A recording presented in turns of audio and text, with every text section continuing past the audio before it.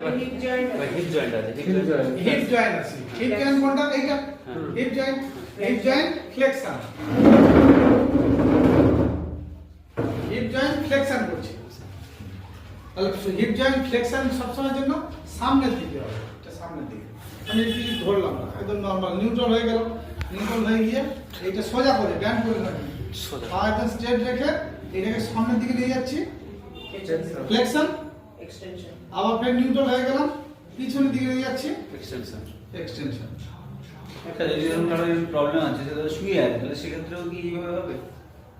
শুয়ে পড়লে তাহলে শুয়ে থাকলো সুপাইন পজিশনে হ্যাঁ পাটাকে তুলছে তুলছি ফ্লেক্সন আর উল্টে দিতে হবে প্রোনেশন উল্টে দিয়ে যখন পা তুলবে তখন হচ্ছে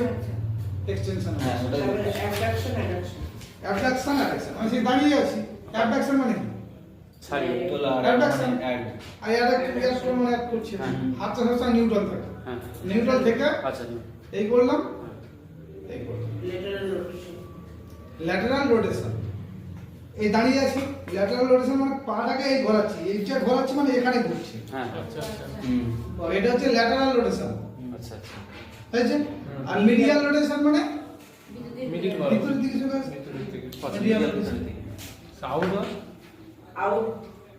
আউটার রোটেশন আউটার রোটেশন আর ইনার রোটেশন ইনওয়ার্ড হ্যাঁ তাই তো এটা হচ্ছে মানে শুয়ে শুয়ে করলে ভালো হয় আর না হলে বসে যেটা আমি এই করছি হ্যাঁ এই নিয়ে যাচ্ছি ও আচ্ছা আচ্ছা এই নিয়ে যাচ্ছি এই নিয়ে আসছি আউট মানে বাইরে ইন মানে আছে হ্যাঁ আউটার ইনওয়ার্ড হ্যাঁ আবার আমার বাইরে দিকে চলে যাচ্ছে ইনার মানে ভিতর দিকে চলে আসে ল্যাটারাল স্যার বসে থাকুন এবার নি জয়েন্ট नहीं एंकल जॉइंट নি আর অ্যাঙ্কেল